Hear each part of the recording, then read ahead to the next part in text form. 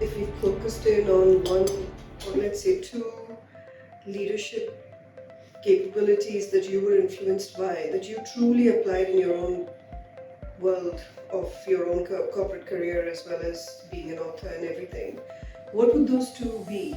Two leadership capabilities that you were inspired by Gandhiji that you imbibed in yourself? A lot of leadership training is about the mind. Strategy, know where you want to go, persistence, determination, लगे रहो मुन्ना भाई, राह पकड़ तू एक चला चल, पा जाएगा मधुशाला. Harivansh Rai Bachchan. That's all of the mind.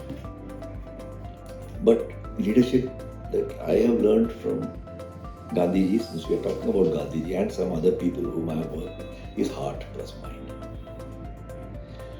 And it is very difficult to teach heart. It's very easy, relatively speaking, to teach mind. And Gandhiji exemplified teaching heart. And he never taught heart. You sat with him. I've never sat with him, but from whatever I've read, you learned heart. And you were taught mind. So if the whole pedagogy of leadership can change or can mutate a little bit to teaching mind and letting people learn heart, they are two sides of the same coin. And that's what has inspired me. I was going to say spirit even amidst all of it, because I think I always felt that he connected to the spirit of other individuals even way beyond the heart. I mean, that's just my interpretation. And could see just for him to be able to see the goodness in people who were perpetrating violence or were, killing your fellow men, but to still have that capacity to go beyond the hurt, the injustice, the unfairness, and see the beauty in somebody else's spirit and still speak to that. I think that's quite a feat. Yeah, it was incredible. And the reason I'm just sharing that is you're pointing to that, and it's just something the world needs so much right now. So how could leaders apply that heart in their leadership in everyday life of working in an organization? That's a very good question. The current, especially American, I'm not blaming anybody, I'm just saying literature is full of leadership lessons, Abraham Lincoln or Donald Trump or something like that. There are a lot of people with claims to that status of leader. And one thing they will all, the Dale Carnegie se leke aaj tak, people will tell you, you must be clear-headed and go for it. Actually, the true mark of a leader, and Gandhiji epitomizes it, is the ability to hold two completely opposite points of view at the same time and function. And Gandhi seems to demonstrate that you're a good person and you're also a terrible person, and hold both in his head and operate. Mother Teresa also, whom I have seen, I can't say I know her. That's a remarkable quality. And a lot of the teaching or the soup in which you soak future leaders, if I might use that, because everything can't be taught. In that soup, the importance of being able to deal with contradictions and not dismiss them. You're almost taught leadership nowadays as though if there's a contradiction, you're a confused fellow, you must dismiss one of the two alternatives. Or sometimes there are 10 alternatives. How do you solve the Ukraine problem? Ya to ye karo, ya wo karo.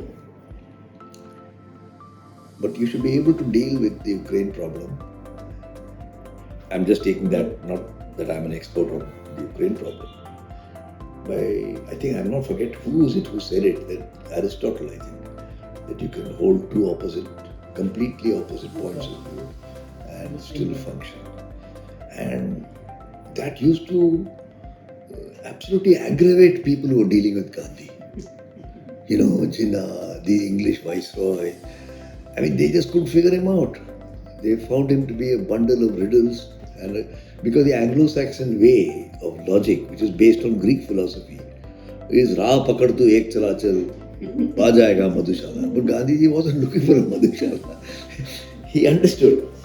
And young people need to be explained this in their language. I don't blame young people. I don't blame young people. I blame old people for not taking the trouble. To bring that way of being, yeah. I have a similar question, but simpler, making this a little differently. And though it's not as clean as that, but on one side you got the egocentric way, which is centered around I. I must succeed. I have to make something happen. This is mine. And that is the primary mind thing that you're talking about as well. One is of course the intellectual part of the mind, but also this part, I'm going to go for it, right? That's a very solid thing which we've been taught. There's another aspect, and you can call it soul, being, atma, heart. And these are two apparently divergent things. What do you